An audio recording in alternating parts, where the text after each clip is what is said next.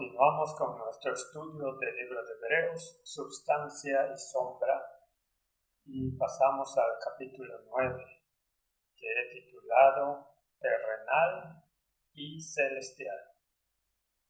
Antes de continuar, abramos de nuevo con la palabra de oración. Amoroso Padre Celestial, qué milagro el tener toda esta información disponible. Ayúdanos a asimilarla y guíanos a través de ella, en el nombre de Jesús. Amén.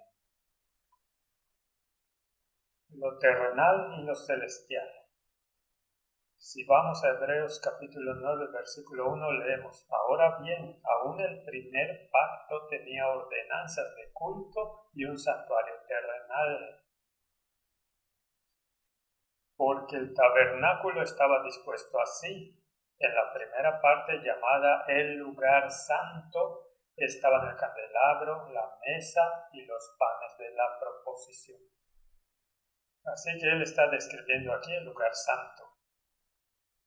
Ahora el candelabro, como también discutimos en el último capítulo, cuando vimos el capítulo 8, se hizo de oro labrado a martillo.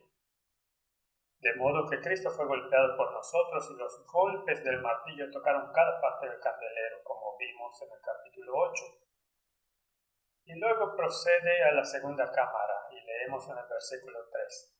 Tras el segundo velo estaba la parte del tabernáculo llamada el lugar santísimo. En griego es Hagia Hagion.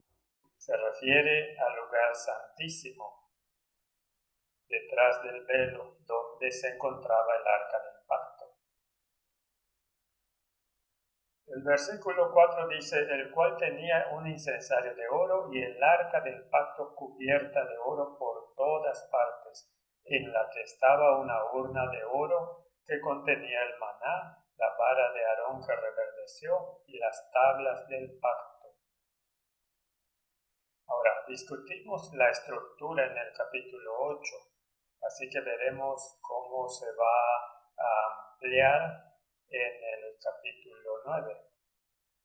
Así que ha expuesto claramente la primera cámara y ahora la segunda, Hagia Hagion. El altar del incienso no estaba en el lugar santísimo, sino que estaba estrechamente asociado con él. El incienso entró en el lugar santísimo, ya que el velo no llegaba hasta la parte superior de la tienda, como mostramos en el estudio del capítulo 8.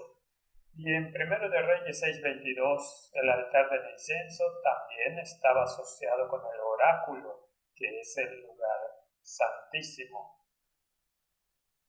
Veremos eso en un momento. Éxodo 36 dice: y lo pondrás delante del velo que está junto al arca del testimonio, delante del propiciatorio que está sobre el testimonio, donde me encontraré contigo. Así que estaba justo enfrente del velo y el arca estaba detrás de él, por lo que estaban básicamente opuestos, con un velo en el medio. Y en 1 de Reyes 6:22 leemos: cubrió pues de oro toda la casa de arriba a abajo, y también cubrió de oro todo el altar que estaba frente al oráculo. Así que allí tenemos esta palabra, oráculo, nuevamente. Apocalipsis 8:3 nos dice del momento en que Juan visualizó esta porción del santuario.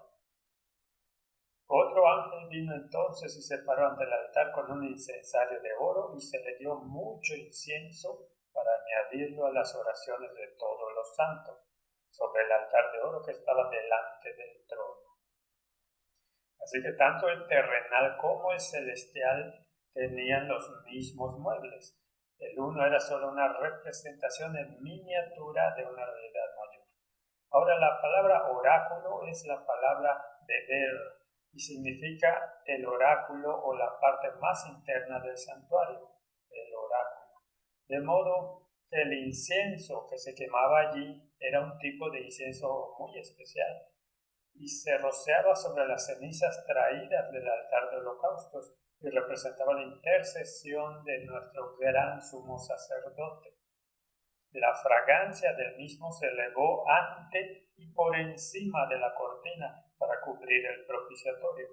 Y el imitar esa fragancia de alguna manera significaba la muerte para quien la copió. Ahora debemos mirar estas cosas con cuidado porque se aplican a nosotros y a los tiempos en los que vivimos también. Así que si leemos en Éxodo capítulo 30, versículo 34, dice: dijo además Jehová a Moisés: toma especias aromáticas, estacte, y uña aromática, y gálbano aromático, e incienso puro, de todo en igual peso.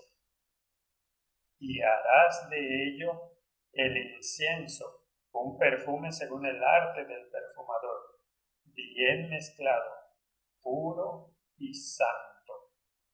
Así que esta fue una receta muy especial, con un aroma muy especial, y representaba que las oraciones de los santos se hacían aceptables mediante el sacrificio del sumo sacerdote.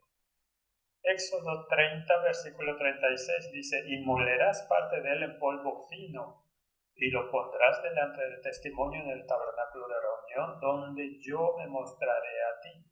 Os será cosa santísima. Como este incienso que harás, no os haréis otro según su composición. Te será cosa sagrada para Jehová. Y luego esta advertencia: cualquiera que hiciere otro como este para olerlo, será cortado de entre su pueblo. ¿Qué significa eso? Creo que significa que no podemos ser tan presuntuosos como para reemplazar la intercesión de Cristo como sustituto. Así que si alguien te dijera que tienes que ir a través de un intercesor terrenal y que ese intercesor terrenal, o incluso uno supuestamente celestial, como una persona fallecida en la forma de un santo, que según la Biblia no sucederá porque los muertos no saben nada, ellos descansan en sus tumbas hasta la resurrección, que si tú invocaras la intercesión de otra persona para hacer aceptables tus oraciones, orando a un santo para alcanzar la atención de Dios, entonces te estás dirigiendo tú mismo a una copia y la consecuencia sería la muerte. En 1 Timoteo 2, versículo 5 leemos: porque hay un solo Dios y un solo mediador entre Dios y los hombres, Jesucristo hombre. Así que un sistema religioso que invoca a otro mediador, sin importar cuán sublime, está violando este principio en la palabra de Dios. Solo hay un mediador. Si tienes un problema, entonces ve a ese mediador que es Jesucristo. Así que Dios se comunicaría desde el propiciatorio rociado con sangre. Cumple con el criterio para hablar con la humanidad caída. Hebreos 9:5 dice: y sobre ella los querubines de gloria que cubrían el propiciatorio, de las cuales cosas no se puede ahora hablar en detalle. Hebreos 4, versículo 16, que ya hemos visto, nos recuerda: acerquémonos pues confiadamente al trono de la gracia para alcanzar misericordia y hallar gracia para el oportuno socorro. Esta representación del ministerio de Jesucristo y cómo podemos acercarnos confiadamente a Él y cómo nadie más puede quitarle esa porción de su ministerio, es algo que debemos asimilar. Debemos saber que tenemos acceso al trono de la gracia por la misericordia de Cristo. Si continuamos el estudio sobre Hebreos 9, versículos 6 a 14, hay algunos puntos interesantes aquí. Hay 5 contrastes que se mencionan allí. Número 1. Está contrastando el primer capítulo con el primer tabernáculo con el verdadero tabernáculo que está en el cielo. El segundo no es de esta creación. Número 2. Está contrastando al sacerdote terrenal con Cristo.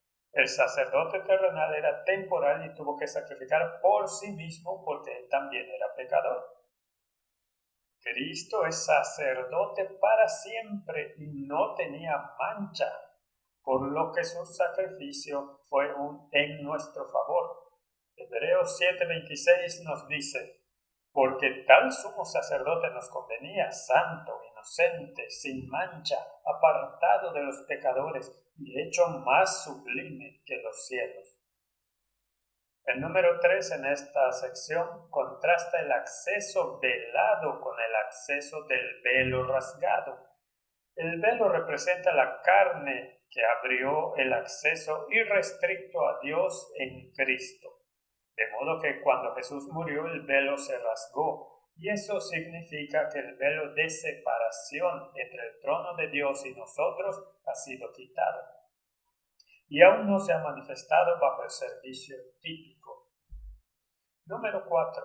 Es contrastar los ritos ceremoniales con la sustancia del Evangelio. Y el número 5 es el contraste entre la sangre de animales con la sangre de Cristo. Ríos de sangre no se pueden comparar con la sangre de Cristo. Por lo que es un libro de contrastes, que contrasta continuamente uno con el otro.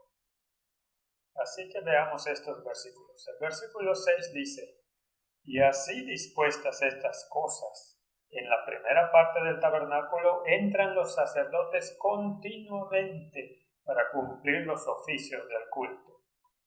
Así que lo que hizo el sacerdote terrenal en la tierra, el celestial también debe hacerlo, porque el terrenal es un modelo de lo celestial.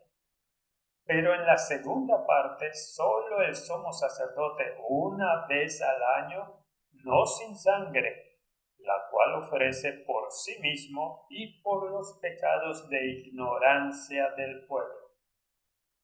Dando el Espíritu Santo a entender con esto que aún no se había manifestado el camino al lugar santísimo, entre tanto que la primera parte del tabernáculo estuviese en pie. Nadie tenía acceso directo a Dios. Había un velo que representaba la carne de Cristo. El versículo 9 dice: lo cual es símbolo para el tiempo presente, según el cual se presentan ofrendas y sacrificios. Detengámonos allí por un momento. Lo primero que se ofreció fue el sacrificio por el pecado. Y una vez que eso se completó, entonces se sacrificó u ofreció los dones y las ofrendas de agradecimiento. Pero solo puedes ofrecer un don y una ofrenda de agradecimiento cuando ya te has apropiado aquello por lo que debes estar agradecido, es decir, el perdón de los pecados.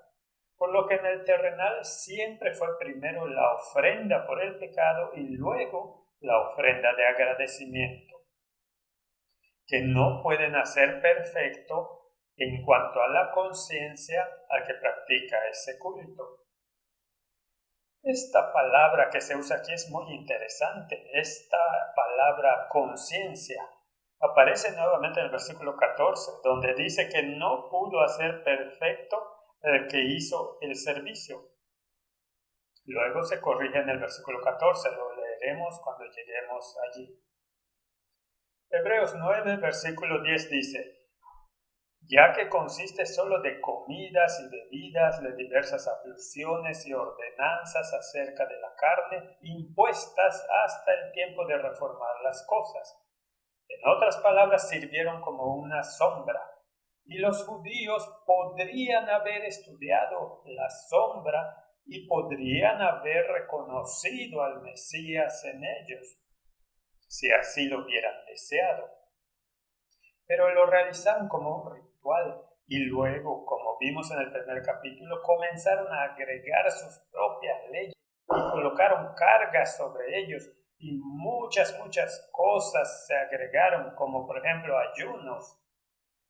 La Biblia nos dice de un ayuno particular que Dios pidió en el día de la expiación, pero los judíos agregaron muchos días de ayuno que no están registrados en la Biblia. Y es por eso que los fariseos vinieron a los discípulos y les dijeron: pero ustedes saben que ayunamos a menudo, pero ustedes no hacen esto. Así que hubo muchas cargas que colocaron sobre el pueblo y se agregaron muchas ofrendas de bebida y lavados, etcétera, que colocaron la carga sobre la humanidad, pero no fueron requeridos en la palabra de Dios. Entonces, ¿por qué estamos tan contentos hoy de preocuparnos por los rituales y liturgias cuando el camino al trono se ha manifestado? Y sabemos exactamente cómo llegar allá. Yo soy el camino, la verdad y la vida. Nadie viene al Padre sino por mí. Entonces, ¿por qué en tantas confesiones las liturgias son de tanta importancia? Que la palabra de Dios es descuidada y puesta a un lado, si es que se lee en absoluto, excepto en forma repetitiva. La redención es solo a través de la sangre de Cristo. El versículo 11 dice, pero aquí es donde tenemos este contraste. Estando ya presente Cristo, somos sacerdotes de los bienes venideros por el más amplio y más perfecto tabernáculo, no hecho de manos, es decir, no de esta creación. Así que está repitiendo lo que leímos en el versículo 8, excepto que ahora lo aplica directamente a Cristo y dice, esta es la sustancia de tu sombra. Así que incorpora un quiasmo un poco más largo en el capítulo 9 que podemos mirar. Y este tiene un componente ABCD y su reverso y una posición central nuevamente que es F y se lee así. Un tabernáculo más amplio y más perfecto, no hecho de manos. Hebreos 9:24, la contraparte de A. Porque no entró Cristo en el santuario hecho de manos. No de manos, no de manos. Esa es la parte A. La parte B, purificación. La sangre de Cristo limpiará vuestras conciencias. Así que si vamos a la contraparte B, dice purificadas así, pero las cosas celestiales mismas con mejores sacrificios. Así que tenías el aspecto de purificación en el contraste. Hebreos 9:18, ni aún el primer pacto fue instituido sin sangre, por lo que la contraparte sería, y sin derramamiento de sangre no se hace remisión. Si vamos a la D, el versículo 19, la sangre, y roció el mismo libro y también a todo el pueblo. Y vamos a D, roció también con la sangre del tabernáculo y todos los vasos del ministerio. Esto tuvo lugar en la ceremonia de inauguración y a partir de entonces el sacerdote ministró solo en el lugar santo. Y luego la parte central del quiasmo es el versículo 20 que dice, esta es la sangre del pacto. Así que la salvación está arraigada en la sangre. Y la sangre de Cristo es la que nos salva de nuestras iniquidades. Abre el camino para que seamos reconciliados con Dios. ¿Cómo cualquier sistema religioso que diga ser cristiano puede negar la eficacia de la sangre y la expiación? Está más allá de la comprensión. Pero eso es exactamente lo que vemos en el catolicismo romano, donde afirman que la salvación no es por la sangre, sino por las obras. Tanto de Cristo y los santos que agregaron al tesoro del mérito junto con tus propias obras. Eso es una perversión de lo que todo el libro de Hebreos nos dice. Si miramos este tema del Cordero Pascual, por ejemplo, hay algunos puntos muy interesantes aquí. Ahora el libro de Hebreos no entra en las fiestas, pero solo me gustaría dar algunos uno o dos pequeños ejemplos de cómo precisamente Cristo cumplió la profecía en tipo para convertirse en la sustancia misma. Si los judíos hubieran estudiado las tipologías, no habrían fallado con Jesús. Y si el mundo cristiano estudiara estas tipologías y la substancia de las mismas, no lo reemplazarían con rituales que ya no tienen ninguna eficacia o con sistemas religiosos que desgarran el corazón del Evangelio. Si tomas el Cordero Pascual, por ejemplo, Números 28:4 nos dice: un cordero ofrecerás por la mañana y el otro cordero ofrecerás a la caída de la tarde. Estas cosas son tan fascinantes, solo muestran cuán cuidadosamente debemos estudiar la palabra de Dios. Así que esta es la traducción tal como la encontramos en la versión King James, pero la versión King James tiene una lectura marginal. En otras palabras, ¿qué dice realmente o cómo también podríamos o deberíamos leerlo? Y la lectura marginal dice: para esta palabra tarde en realidad se lee entre las dos tardes. Así que si tuviéramos que volver a leerlo, podríamos leerlo de acuerdo con la lectura marginal de King James. Un cordero ofrecerás por la mañana y el otro cordero ofrecerás entre las dos tardes. Algunas traducciones realmente lo traducen así, como la traducción Darby dice en Números 28, versículo 4, un cordero ofrecerás por la mañana y el otro cordero ofrecerás entre las dos tardes.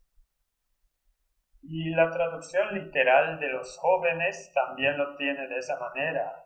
Un cordero lo preparas por la mañana y el segundo cordero lo preparas entre las tardes. Ahora, la mayoría lo traduce así como lo hizo la King James aquí, pero te da la lectura marginal. Así que se ofreció uno por la mañana y otro en la tarde, pero literalmente entre las dos tardes. Ahora, ¿qué significa eso? Es muy fascinante estudiar cómo interpretaron realmente esto, cómo la nación judía realizó correctamente y por qué es tan fascinante que diga esto. Ahora, obviamente cuando miras el día en el sistema hebreo, de tarde a noche se contaba. Ahora, también tenían el día dividido en horas. Así que el día para ellos comenzaba a las 6 de la mañana, lo que normalmente se asociaba con el amanecer, por supuesto. El día comenzaba con la noche anterior, pero tenían el día dividido en horas y comenzaban a las 6 de la mañana, y luego pasarían a la primera hora, y las 2 en punto sería la sexta hora. Si seguías adelante, las 3 sería la novena hora, hasta las 6 de la tarde. Y como los judíos interpretaron esta porción de la escritura entre las tardes para el sacrificio vespertino, es muy interesante. Argumentaron de esta manera: el sol normalmente alcanza su punto más alto a las 2 en punto, que es la sexta hora. A esa hora en punto el sol empieza a ponerse, y a las 6 de la tarde, que ya es la noche, ya se ha ido. Y calculaban que a las 12 en punto, cuando empezaba a bajar, llamarían eso la primera tarde de la tarde. Y las 6 de la tarde sería la segunda, cuando el sol se pusiera. Así que si tenías que sacrificar este sacrificio vespertino entre las tardes, eso significaría que tendrías que sacrificarlo entre las 12 en punto y las 6 en punto. Y la mitad exacta de eso son las 3 de la tarde. Y es entonces cuando el sumo sacerdote sacrificaba el cordero pascual. ¿No es fascinante que Jesús murió exactamente a las 3 de la tarde?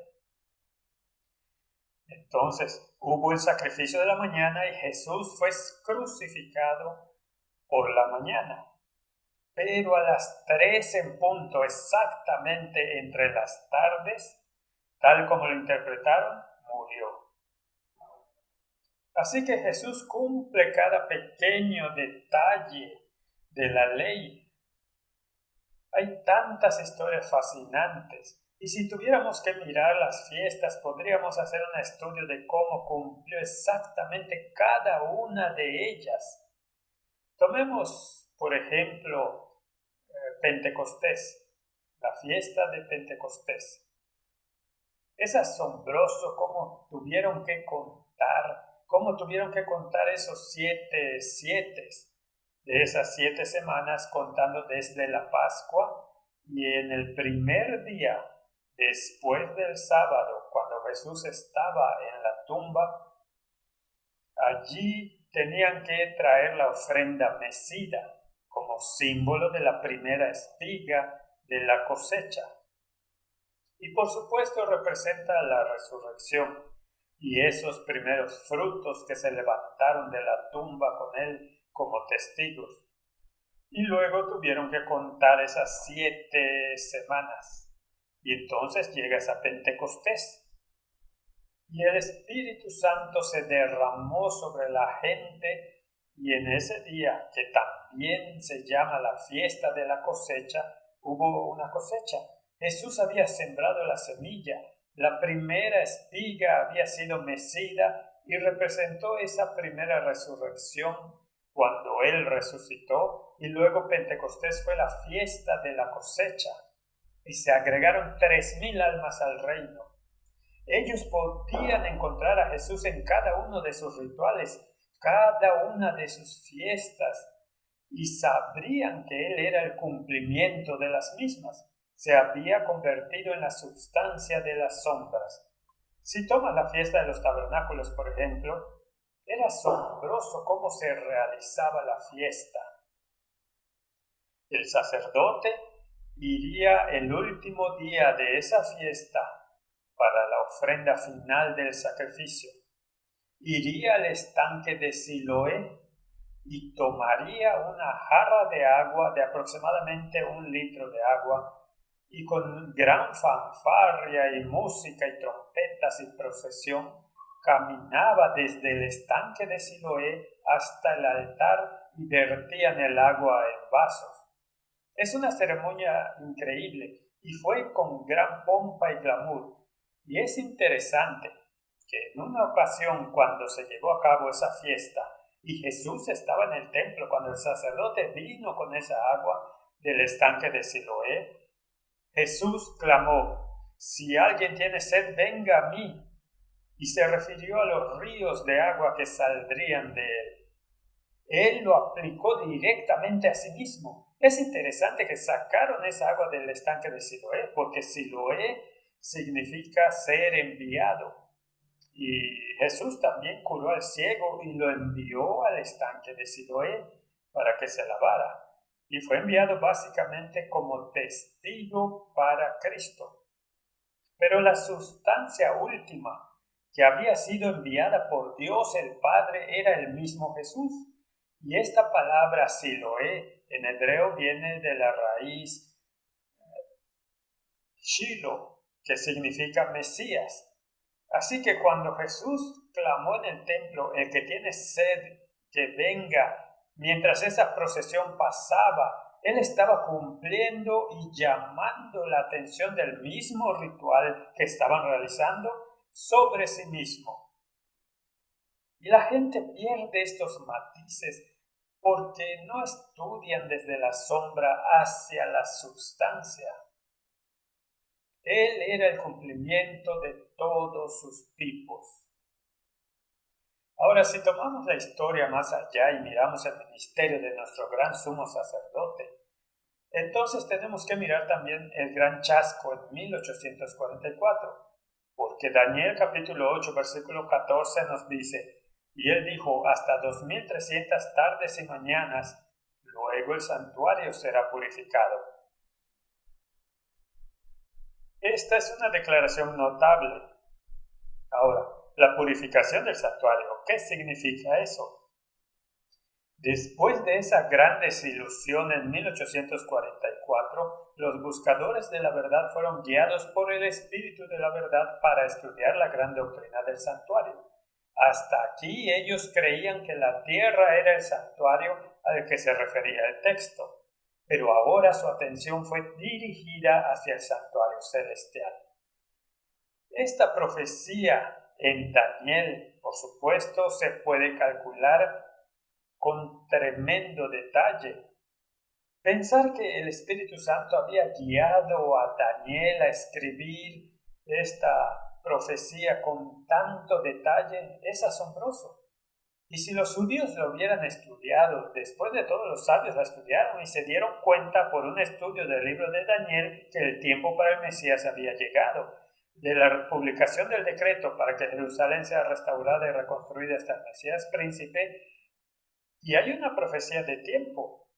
Hay una porción de 70 semanas de esta larga profecía que termina en 1844, que se aplica a los judíos, y el periodo de tiempo en el que deberían ser ellos los que llevaran el Evangelio al mundo. Y luego su tiempo llegaría a su fin, y entonces 1844, el fin de esa profecía de 2300 días, es el tiempo en que el santuario debería ser purificado. Ahora, los primeros pioneros del movimiento adventista pensaron que la tierra era el santuario, pero cuando descubrieron la historia del santuario en el libro de los Hebreos, de repente cobró sentido, porque Cristo había ministrado en el lugar santo y en algún momento Él debe haberse movido al Santísimo. Y el único versículo en la Biblia que nos da un marco de tiempo es este versículo en Daniel que nos dice de la purificación del santuario.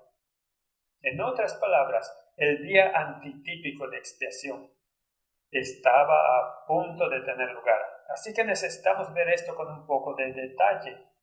Leemos en el espíritu de profecía. Al volver al libro de Hebreos, los que buscaban la verdad encontraron que existía un segundo santuario, o sea, el del nuevo pacto, al cual se aluden las palabras ya citadas de Pablo. En verdad, el primer pacto también tenía reglamentos del culto y su santuario que lo era de este mundo.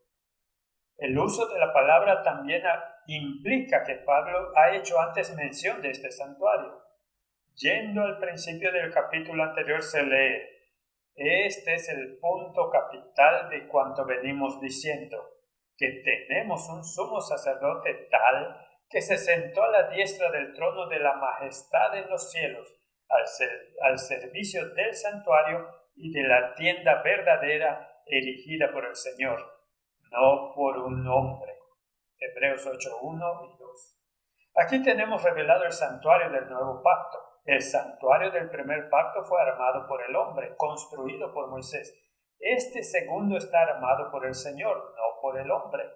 En aquel santuario los sacerdotes terrenales desempeñaban el servicio. En este es Cristo, nuestro gran sumo sacerdote, quien ministra a la diestra de Dios. Un santuario estaba en la tierra, el otro está en el cielo. Las glorias del santuario terrenal y del templo celestial, el santuario celestial en el cual Jesús ministra en favor de nosotros, es el gran original del cual el santuario construido por Moisés era una copia. El esplendor incomparable del tabernáculo terrenal reflejaba a la vista humana la gloria de ese templo celestial donde Cristo, nuestro precursor, ministra a favor de nosotros ante el trono de Dios. La morada del Rey de Reyes, donde miles y miles ministran delante de Él y millones de millones están en su presencia, citando Daniel 7:10. Ese templo, lleno con la gloria del trono eterno, donde los serafines, sus radiantes guardianes, cubren sus rostros en adoración, solo podía encontrar en la más grandiosa construcción que jamás edificaran manos humanas un pálido reflejo de su inmensidad y gloria. Con todo, el santuario terrenal y sus servicios enseñaban importantes verdades relativas al santuario celestial y a la gran obra que allí se llevaba a cabo para la redención del hombre.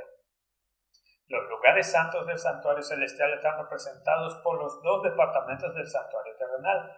Cuando en una visión le fue dado al apóstol Juan que viese el templo de Dios en el cielo, contempló allí 7 lámparas de fuego ardiendo delante del trono. Apocalipsis Apocalipsis 4:5.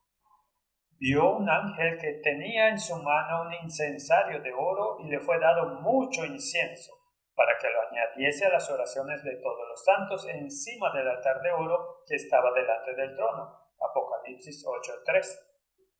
Se le permitió al profeta contemplar el primer departamento del santuario en el cielo y vio allí las 7 lámparas de fuego y el altar de oro representados por el candelabro de oro y el altar de incienso en el santuario terrenal. De nuevo, fue abierto el templo de Dios. Apocalipsis 11:19. Y miró hacia adentro del velo interior el lugar santísimo. Allí vio el arca de su pacto representada por el cofre sagrado construido por Moisés para contener la ley de Dios. Así fue como los que estaban estudiando el tema encontraron pruebas irrefutables de la existencia de un santuario en el cielo. Moisés hizo el santuario terrenal según un modelo que se le mostró. Pablo enseña que ese modelo era el verdadero santuario que está en el cielo, y Juan testifica que lo vio en el cielo. Ahora, hay tantos que dicen que esto es pura conjetura, pero si nosotros estudiamos el libro de Hebreos, entonces vemos estas cosas de manera muy pertinente, descritas y explicadas de manera muy específica. De modo que si hubo un ministerio terrenal, entonces también hay un ministerio celestial. Ahora, si el ministerio comenzó solo cuando se inauguró este templo, entonces solo podría haber comenzado cuando Jesucristo entró en ese templo después de su resurrección. Porque sin el ministerio de sangre no hay intercesión. Así que Jesús tuvo que entrar con su propia sangre, como veremos, por lo que solo pudo haber sucedido después de su resurrección. Entonces, si vamos al versículo 12 en Hebreos 9, leemos: y no por sangre de machos cabríos ni de becerros, sino por su propia sangre entró una vez para siempre en el lugar santo, habiendo obtenido eterna redención. Ahora, la palabra que se usa allí es agión, y vimos que cuando Pablo habló sobre el lugar santísimo usó las palabras agia, agión. Ahora, ¿qué significa agión? Significa algo sagrado, santísimo, lugar santo. En realidad significa santuario. Por implicación debe haber entrado en el lugar santo. Ahora, si vamos a las traducciones modernas como la Nueva Versión Internacional o incluso la Nueva King James, no lo traducen como la versión King James, que está en armonía con el ministerio del santuario terrenal. Las otras lo cambian. Y dicen en la Nueva Versión Internacional, no lo hizo con sangre de machos cabríos y becerros, lo cual es correcto, sino que entró en el lugar santísimo. Pero la King James dice que entró en el lugar santo, una sola vez y para siempre, logrando así un rescate eterno. Entonces, ¿cuándo realizó Cristo su ministerio en el lugar santo si en la resurrección fue al lugar santísimo? Entonces, toda una porción de las Escrituras es negada y entonces el tipo no sirve como antitipo y la sombra no tiene sustancia, así que no puede ser correcto. Incluso la nueva King James dice que entró en el lugar santísimo. Y esto no está de acuerdo con la sombra y la substancia. Hebreos 9:13. Porque si la sangre de los toros y de los machos cabríos y las cenizas de la becerra rociadas a los inmundos santifican para la purificación de la carne, ¿cuánto más la sangre de Cristo, el cual mediante el Espíritu Eterno se ofreció a sí mismo, sin mancha a Dios, limpiará vuestras conciencias de obras muertas para que sirváis al Dios vivo? Lo terrenal solo pudo hacer un trabajo tipológico apuntando a una realidad por venir. La eficacia de la sangre de Cristo es capaz de limpiar tu conciencia de obras muertas. En otras palabras, de tus propios esfuerzos para lograr un estado de comunión con Dios. El velo se rasgó. El acceso al trono de Dios fue hecho disponible por Cristo. Es importante notar que Cristo no fue un mártir, alguien que muere por su fe para demostrar que cree en algo es un mártir. Cristo no fue un mártir, fue un sacrificio. Un mártir no se convierte en un sacrificio, solo se convierte en un testigo. Pero Jesucristo fue un sacrificio por elección, tanto sacerdote como víctima al mismo tiempo. La eficacia de la sangre no se puede agotar. Es un tema eterno. 20 veces la sangre es mencionada en el libro de Hebreos y 10 veces tan solo en el capítulo 9. En Deuteronomio capítulo 12, versículo 23, tenemos un versículo interesante que dice: solamente que te mantengas firme en no comer sangre, porque la sangre es la vida y no comerás la vida juntamente con su carne. Tenemos un versículo similar en el capítulo 17 de Levítico 11 que dice: porque la vida de la carne en la sangre está, y yo os la he dado para hacer expiación sobre el altar por vuestras almas, y la misma sangre hará expiación de la persona. Ahora, esta idea de que la vida está en la sangre es por supuesto también una realidad científica, porque la sangre es la que trae el metabolismo, el oxígeno a los tejidos, elimina las impurezas, etc. La vida realmente está en la sangre. Si la sangre se drena, te mueres. Esta sangre de Jesús no era sangre ordinaria, era sangre real. Era sangre de sacrificio, era sangre salvadora, era esencial porque sin ella no había remisión de pecados. Es indescriptible que la gente pudiera negar la eficacia de esta sangre. Fluía de su cabeza, sus manos, sus pies y su costado. Era sangre eficaz, era sangre curativa. Era sangre que da vida, estaba lavando, alimentando, sangre expiatoria, era suficiente para los pecados de la humanidad, pasados, presentes y futuros. La salvación está en la sangre del Cordero. Juan 6:53 dice: Jesús les dijo: de cierto os digo, si no coméis la carne del Hijo del Hombre y bebéis su sangre, no tenéis vida en vosotros. El que come mi carne y bebe mi sangre tiene vida eterna, y yo le resucitaré en el día postrero. Así que hay una promesa adjunta a aplicar la sangre. Pablo hace un argumento bastante interesante con respecto a un testamento. Y básicamente dice que la muerte del testador era necesaria antes de que el testamento entrara en vigor, incluso para los de las generaciones pasadas, y esta sangre ratificó el pacto.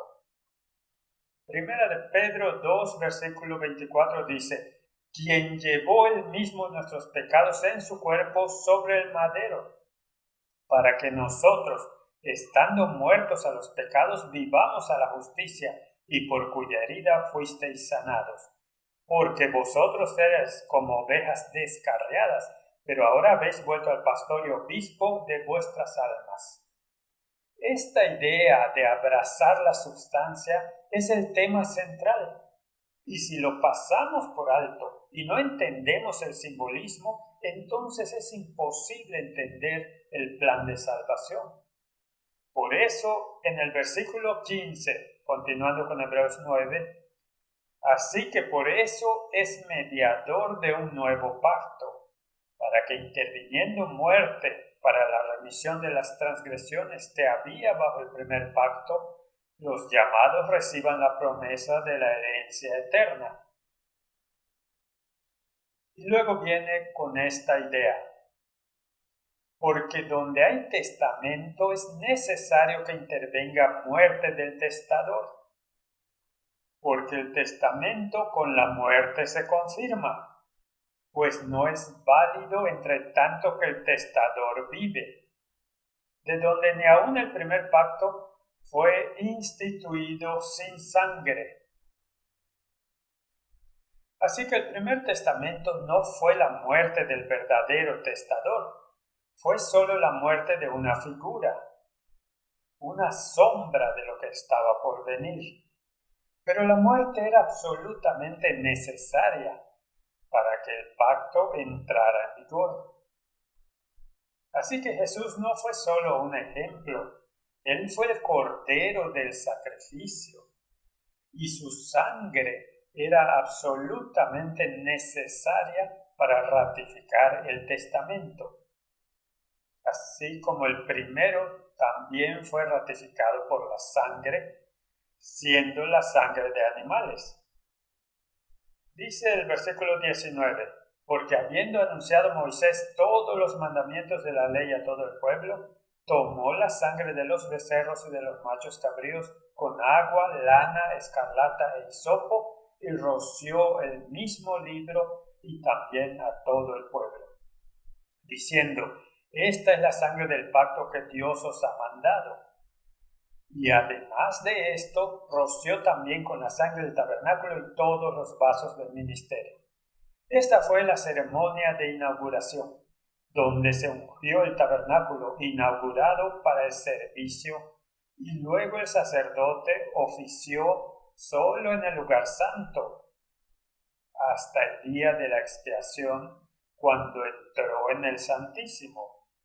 Así que Cristo también, con su sangre, inauguró el templo. A partir de entonces, ofició en el santo, como la King James lo traduce correctamente, y luego en una etapa posterior, en el cumplimiento de la profecía de Daniel, 1844, entró en el lugar santísimo. Y fue entonces cuando se llevó a cabo la ceremonia del día de la expiación. Ahora esta ceremonia es muy interesante. 10 días antes de esta ceremonia hubo el toque de las trompetas, la fiesta de las trompetas, y estas trompetas anunciaron el juicio venidero. Y el día de la expiación era un día en el que tenían que afligirse a sí mismos. Era el día prescrito de ayuno. Y si no participabas en la ceremonia, eras cortado. Ahora estamos viviendo ese antitípico día de expiación, ese tiempo de juicio. Y muy pronto el sumo sacerdote dirá, hecho está. El que es inmundo sea inmundo aún, el que es justo sea justo, y el fin del tiempo de gracia llegará. Ahora es el momento de afligir nuestras almas, de hacer las paces con Dios y para ver si hay algo en nosotros que no haya sido limpiado. El versículo 20 dice, diciendo, esta es la sangre del pacto que Dios os ha mandado. La inauguración se llevó a cabo y casi todo es purificado según la ley con sangre, y sin derramamiento de sangre no se hace remisión. Fue pues necesario que las figuras de las cosas celestiales fuesen purificadas así, pero las cosas celestiales mismas con mejores sacrificios que estos, es decir, el sacrificio de Cristo. El espíritu de profecía nos dice, pero aún queda la pregunta más importante por contestar. ¿Qué es la purificación del santuario? En el Antiguo Testamento se hace mención de un servicio tal con referencia al santuario terrenal. Pero ¿puede haber algo que purificar en el cielo? En Hebreos 9 se enseña claramente la purificación de ambos santuarios, el terrenal y el celestial. Casi todo es purificado según la ley con sangre, y sin derramamiento de sangre no se hace remisión. Así que era necesario que las copias de las realidades celestiales fueran purificadas con esos mismos sacrificios, sangre de animales, pero que las realidades mismas lo fueran con sacrificios superiores que aquellos. Hebreos 9, 22 y 23, a saber, la preciosa sangre de Cristo. Esto está absolutamente en armonía con lo que acabamos de leer. Negarlo es negar las mismas escrituras. Hebreos 9:24. Porque no entró Cristo en el santuario hecho de mano, figura del verdadero, sino en el cielo mismo, para presentarse ahora por nosotros ante Dios, y no para ofrecerse muchas veces, como entra el sumo sacerdote en el lugar santo cada año con sangre ajena. Un sacrificio, una vez. Por eso Hebreos 9:26 dice, de otra manera le hubiera sido necesario padecer muchas veces desde el principio del mundo, pero ahora en la consumación de los siglos se presentó una vez para siempre por el sacrificio de sí mismo para quitar de en medio el pecado. Esta es una declaración tan clara. ¿Quién puede quitar el pecado sino solo Dios? Él lo hizo no por ejemplo, sino por sus enseñanzas, ni por sus enseñanzas ni por sus obras maravillosas como eran, sino por el sacrificio de sí mismo. Solo esto niega la declaración conjunta sobre la justificación firmada por la Iglesia Católica y el mundo protestante. Es por la fe en su sangre que somos santificados, no por obras, como dice la declaración conjunta. Primera a Timoteo 3:16 dice, e indiscutiblemente grande es el misterio de la piedad. Dios fue manifestado en carne, justificado en el Espíritu, visto de los ángeles, predicado a los gentiles, creído en el mundo, recibido arriba en gloria. Y Filipenses 2:6 dice, el cual siendo en forma de Dios no estimó el ser igual a Dios como cosa a que aferrarse. Juan 1, el versículo 1 dice, en el principio era la palabra y la palabra estaba con Dios y la palabra era Dios. Este era Dios manifestado en la carne. Esto era sangre divina, no la sangre de ovejas y cabras, sangre divina que limpió nuestro pecado y abrió el camino a la comunión con Dios. El versículo 27 en Hebreos 9 dice, y de la manera que está establecido para los hombres que mueran una sola vez y después de esto el juicio, así también Cristo fue ofrecido una sola vez para llevar los pecados de muchos, y aparecerá por segunda vez en relación con el pecado para salvar a los que le esperan. En otras palabras, el pecado habrá sido purgado cuando venga Jesucristo en las nubes del cielo. Esta es la historia del ministerio de Jesucristo. Ahora estamos viviendo en el tiempo del juicio, el día antitípico de expiación, y pronto vendrá. Y cuando venga, ya habrá salido el decreto que los que sean justos todavía y serán sin pecado, sellados por Dios mismo. Hebreos 7:27 dice que no tiene necesidad cada día, como aquellos somos sacerdotes, de ofrecer primero sacrificios por sus propios pecados y luego por los del pueblo, porque esto lo hizo una vez para siempre, ofreciéndose a sí mismo.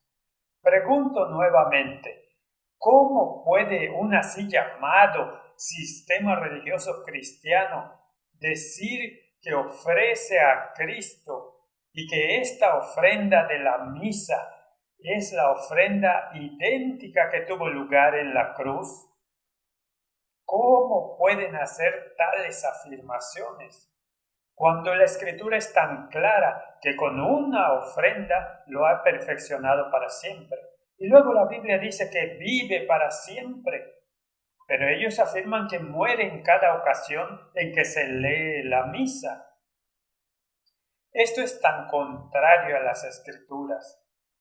Tenemos acceso directo a Dios a través de Jesucristo y podemos venir directamente al trono de la gracia porque el velo ha sido rasgado. Juan 19, versículo 30 dice, cuando Jesús hubo tomado el vinagre, dijo, consumado es, y habiendo inclinado la cabeza, entregó el Espíritu. En otras palabras, Es una ofrenda perfecta que nunca necesita repetirse. Es por eso que Romanos 6:10 dice, porque en cuanto murió, al pecado murió una vez por todas, mas en cuanto vive, para Dios vive. Esta es la carga de Pablo en el libro de los Hebreos, mostrar la eficacia de este sumo sacerdote, de este sacrificio divino que fue dado una vez por los pecados de la humanidad y que nunca más debe repetirse, que nunca más haya un altar en una iglesia cristiana. Por eso el protestantismo quitó todos los altares y algunos protestantes regresaron al movimiento de Oxford y trajeron los altares de regreso. ¡Qué farsa distorsionar el libro de Hebreos y exponer a Cristo a la vergüenza abierta haciéndole un sacrificio continuo! Él murió una vez y vive para siempre. Confiemos en la palabra de Dios, sigamos los pasos de los escritos de Pablo que fueron escritos por el Espíritu Santo para que podamos tener comunión con Dios a través de Cristo. Oremos. Padre Celestial, gracias porque nuestro sumo sacerdote vive para siempre y por un sacrificio hecho perfecto para siempre. Concédenos la fe para acercarnos confiadamente al trono de la gracia para recibir misericordia. En el nombre de Jesús. Amén.